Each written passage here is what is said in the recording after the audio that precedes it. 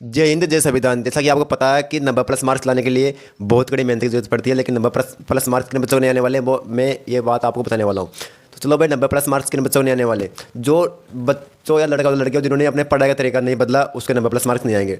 पढ़ाई का तरीका बदलो और तरीके के साथ साथ अपना माइंड रीडिंग बदलो। देखो भाई कैसे, यदि जिन बच्चों ने अपना पढ़ाई का तरीका नहीं बदला उनको नंबर प्लस मार्क्स नहीं आएंगे, चाहे कोई सी भी एग्जाम हो, बोर्ड की हो, 10+ हो, चाहे NCERT हो, चाहे RBSC हो, चाहे वो ग्रेजुएशन लेवल की एग्जाम कोई सी भी हो, चाहे कंपटीशन एग्जाम हो, कोई सी भी एग्जाम हो। नंबर प्लस यदि आप मार्क्स लाना चाहते हो ना, तो आपको पढ़ाई का तरीका बदलना पड़ेगा। कैसे?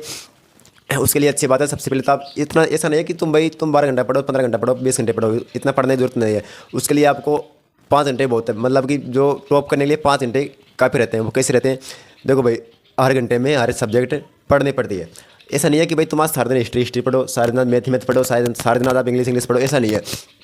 जो जिस चीज़ में आपकी इच्छा करे ना वो ही पढ़ो। अब ऐसा नहीं है कि आपकी इच्छा हिंदी पढ़ने में तो आप एक साल भर हिंदी पढ़ेंगे, ऐसा भी नहीं करनी चाहिए आपको भाई। थोड़े भाई हर कोई सब्जेक्ट को महत्व देना चाहिए। लेकिन साथ ही साथ में बहुत से बच्चे क्या करते हैं भाई, पढ़ते हैं रटते हैं, अरे भाई रटो मत उस चीज़ को, रटने से काम नहीं चलेगा। जब तक आप उस चीज़ को समझोगे नहीं ना, तब तक कुछ नहीं होगा। आप उस चीज़ को समझो, फिर चीज़ें विचार करो, समझो फिर चीज़ें विचार करो, फिर चीज़ को 15 दिन बाद दोबारा देखो, उस चीज़ को 15 दिन बाद में दोबारा देखो, 15 दिन बाद में फिर उसको 2 महीने में फिर देखो, 2 महीने बाद फिर देखो, कैसे नहीं आप नंबर प्लस मार्क्स लेके आओगे। एक तरीका तो ये हो गया। एक तरीका ये हो गया, आप सुबह उठो, सुबह जल्दी उठो, सुबह उठ के आप हाथ मुँह धो के बैठ पढ़ाई के लिए बैठ जाओ। सुबह के टाइम पढ़ने का सबसे अच्छा तरीका है साइंस पढ़ो। सुबह क्या पढ़ो? सुबह साइंस पढ़ो और सुबह करंट अफेयर्स पढ़ो। सुबह साइंस पढ़ो और अखबार पढ़ो। जहाँ तक अखबार पढ़ो और साइंस पढ़ो, दोनों चीज़ सुबह पढ़ो। और रही बात मैथ की, रीजनिंग की, आप मैथ शाम के पढ़ो। मैथ कब पढ़ो? शाम के टाइम पढ़ो। और यदि आपको दिन में टाइम मिल जाए, दिन में आपके लिए इंग्लिश है, हिंदी है और सोशल साइंस है जो है, वो आप दिन में पढ़ सकते हो आप। लेकिन भाई तरीका आपको बदलना पड़ेगा, क्योंकि जब भी आपके नंबर प्लस मार्क्स आएंगे। लेकिन देखो, आजकल पास तो हर कोई होता है, लेकिन पास से भी कहाँ तरीके से हुआ भाई। पास तो हर कोई होता है, आपकी 60 बन गई, 55 बन गई, उससे मतलब वो चीज़ मैटर नहीं करती। लगभग आपकी 80+, 85+, जब तक आपकी परसेंटेज नहीं बनेगी, जब इतना आपके मार्क्स नहीं आएंगे ना, तब तक पास होने का और कोई तरीका नहीं है। आप मान लो जिस ग्रेजुएशन लेवल के कंपटीशन के आप एग्जाम देते हो, कंपटीशन एग्जाम में क्या होता है भाई, आप 60+ अंक लेके आते हो, 65+ लेके आते हो, उससे मतलब नहीं है आप देखोगे भाई मेरा कहीं लिस्ट में नाम आ जाए।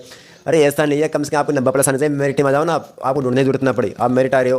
देखो एक बात है, पेपर देते ही बच्चों को पता चल जाता है कि भाई मेरे कितने मार्क्स आ रहे हैं। पेपर देते ही आपको मिलाने की जरूरत नहीं, बिल्कुल पेपर से अंदाजा पड़ जाता है भाई मैं पास हो रहा हूँ, फेल हो रहा हूँ। पहली बात तो ये। दोबारा पेपर देखने से आप आगे देखोगे तो आपको पता चल जाएगा भाई मेरे 80+ आ रहे हैं, 90+ आ रहे हैं, या 95+ आ रहे हैं, या 60+ आ रहे हैं।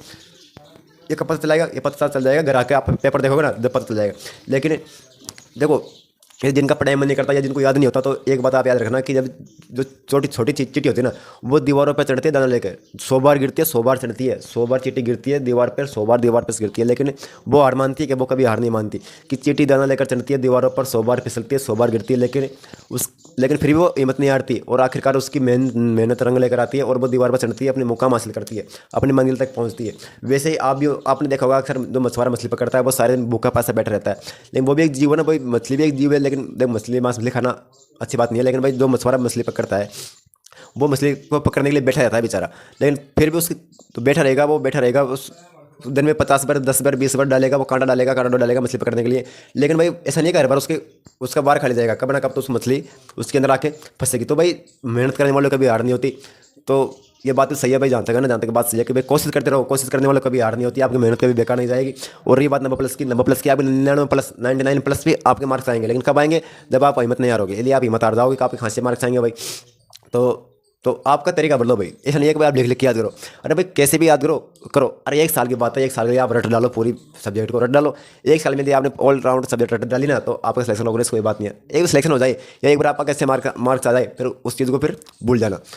लेकिन जो 10+2 में है, जो NCERT से या कोई किसी भी उससे बोर्ड से एग्जाम दे रहे हैं, उनको रटना नहीं चाहिए भाई, उनको रटना नहीं है। वो तो सिर्फ चीज़ को समझेंगे और फिर उसको सोल्यूशन उसका निकालेंगे, बाद में हल करेंगे, उसको पेपर में करके आएंगे। लेकिन उनको रटना नहीं है, रटना तो सिर्फ कंपटीशन वालों को, क्योंकि उनके 1 साल के लिए मेहनत करनी पड़ती है, और 1 साल के लिए रट लो और आपका काम हो जाएगा। तो मैं जितने भी पढ़ने वाले या जितने भी तैयारी करने वाले जितने भी स्टूडेंट हैं, उनसे एक बात कहना चाहूँगा भाई, जो कंपटीशन वाले हैं वो तो रट डालो, चीज़ को रटो, खूब रटो। और जो NCERT की या RBSC या जो भी आपके हिसाब से आप खांसी देख रहे हैं वीडियो, मेरे को पता नहीं है, जो भी आपकी जो जिस भी माध्यम से आपकी बोर्ड हो ना, NCERT की हो या RBSC की हो, CBSE को, कोई सी भी हो, तो आप उनको चीज़ों को रटो मत, आप उन चीज़ों को समझो। जहाँ तक आपने देखा होगा, बड़े बड़े जो न्यूटन ने कोई भाई ये दिया है, जो कुछ भी नियम दिए हैं, अल्बर्ट आइंस्टीन है, जिन्होंने भी वो करा है। तो भाई वो ऐसे थोड़े रट के थोड़ी किया भाई, उन्होंने इस चीज़ को खोला है, देखा है, पढ़ा है, उसके बारे में सोच विचार किया है, जब जाके आगे बढ़े हैं, जब जाके उनका नाम चल रहा है। क्या एपीजे अब्दुल कलाम ने ऐसी मिसाल थोड़ी बना दी, 3 मिसाल मैं भारत को बना के दे दूँ, ऐसे थोड़ी बना के दे दिया, परमाणु बम एटम बम ऐसे थोड़ी बना के दे दिया। उन्होंने भी चीज़ की जो खोला है, समझा है, हल्के फुल्के परीक्षण किए हैं, उसके बाद में उन्होंने मिसालें बनाई है, ऐसे नहीं बनती है ना। तो भाई करो, मेहनत करो, पढ़ो, अच्छी बात है, लेकिन 90+ लाने के लिए आपको पढ़ाई का तरीका बदलना पड़ेगा।